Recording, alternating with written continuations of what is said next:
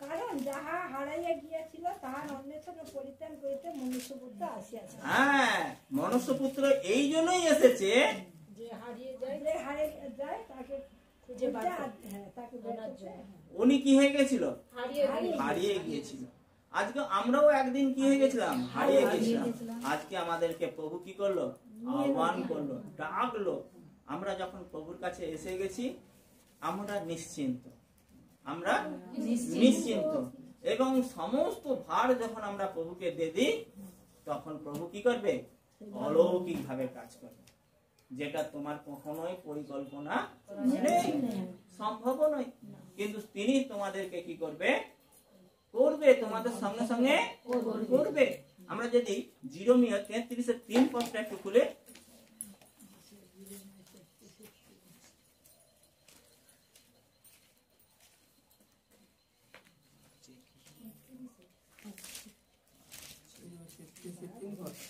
তুমি আমাকে আহ্বান করো আর আমি তোমাকে উত্তর দেব এবং এমন মহৎ ও দুরূহ নানা বিষয় তোমাকে জানাইবো যা তুমি জানো না। সদাপ্রভু তিনি এই কথা কহেন, তুমি আমাকে আহ্বান করো। সদাপ্রভু এই কথা বলছে, তুমি আমাকে আহ্বান করো। আহ্বান মানে ডাকো, যাচ্ছা করো, চাও, চাও, তোমাকে দেয়া যাইবে। যখন আমরা তাকে কি করি? আহ্বান করি এবং বলছে আমি তোমাকে কি করব? দেব। তুমি যখন আমাকে চাইবে নিশ্চিত সদাপ্রভু বলছে আমি তোমাকে দেব, আমি তোমাকে যখন তিনি আমাদেরকে দেবে বলছে এবং এবং এমন মহৎ ও দুরূহ নানা বিষয় তোমাকে জানাবো, সেগুলোকেও তিনি আমাদেরকে কি করবে?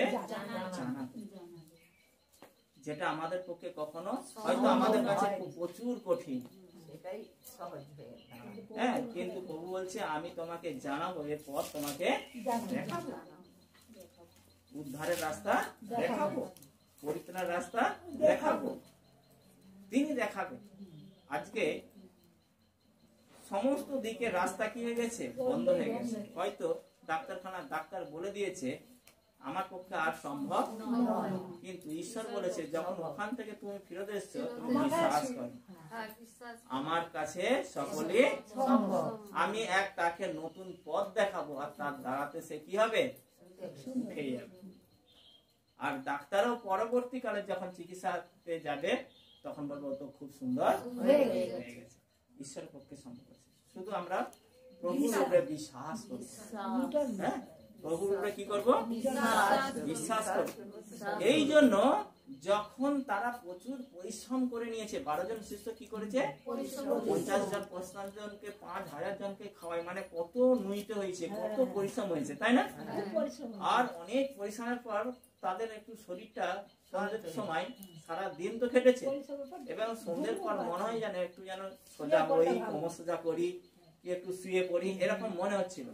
এই কঠিন পরিশ্রমের সময় এই জন্যই প্রভু তাকে দৃঢ়ভাবে বলেছে।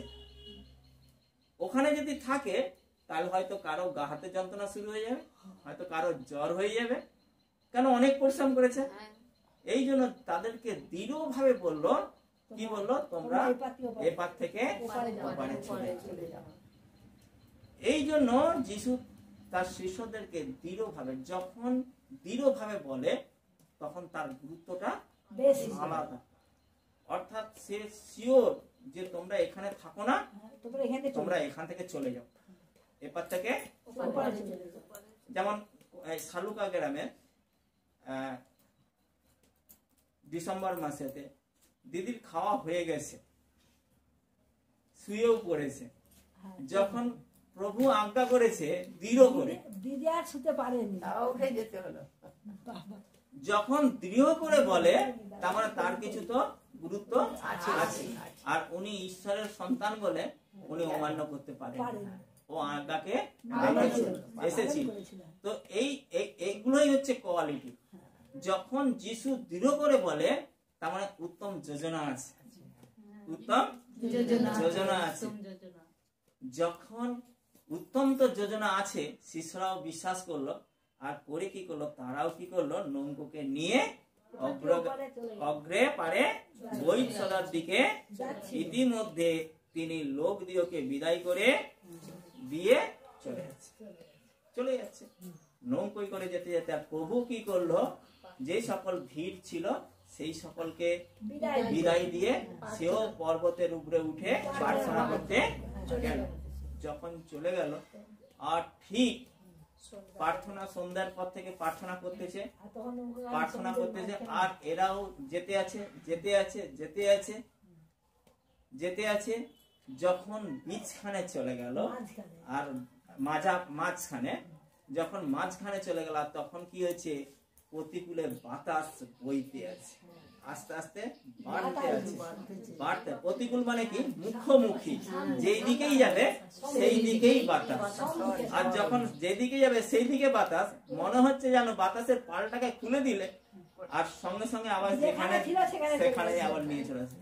কিন্তু তারা দাওয়ার টেনে টেনে ওপারে যাবে, অনেক চেষ্টা করতেছে, কোনো মতে কোনোভাবে পেরে উঠতে পারছে না।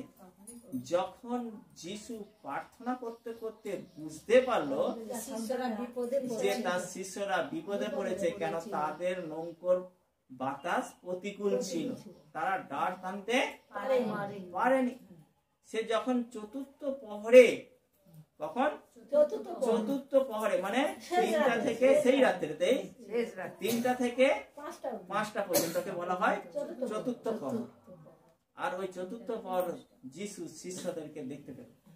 অর্থাৎ এখানে যখন আমরা প্রথম প্রভুতে আসছি,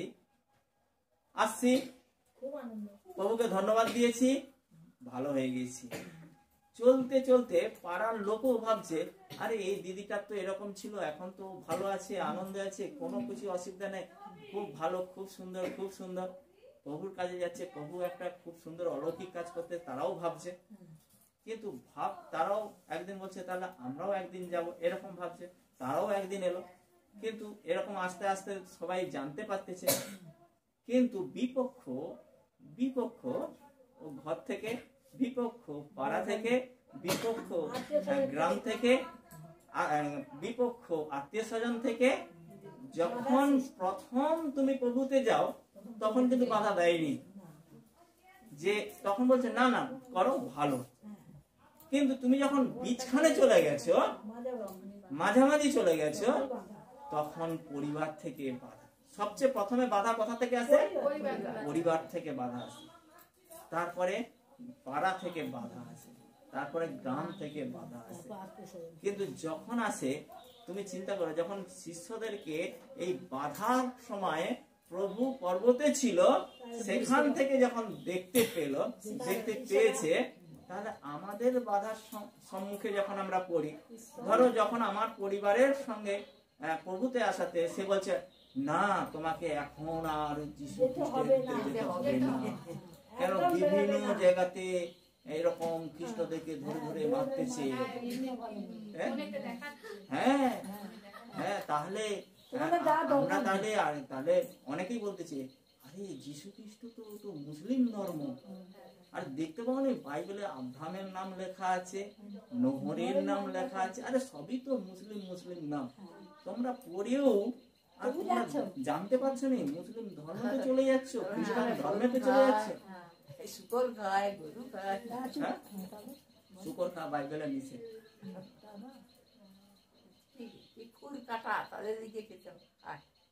বাইবেলে লেবীয় পুস্তক, যাত্রা পুস্তক পড়েও বুঝতে হবে, বুঝলেন? ওখানে সমস্ত কিছু আছে, আদি পুস্তকে নেই। আর যখন কি হয়, ঘর থেকে আপত্তি আসে, যখন দেখছে ঘর থেকে, যখন সে মহিলাটা বেরিয়ে যাচ্ছে, তখন বলছেন না, আরে ও বেরিয়ে যাচ্ছে, আমার 4000 টাকা 2000 টাকা তো মাসেতে রোগ জ্বালাতে লাগতো, তো বেঁচে যাচ্ছে, তো এখন তো সুস্থ আছে, যাক আমার তো পয়সাটা বেঁচে যাচ্ছে। মানুষ ফায়দার জন্য পাঠাতো, কিন্তু যিশুকে বিশ্বাস করে পাঠায়। আর যখন কেউ কান দোলাই দেয়, তখন বাধায়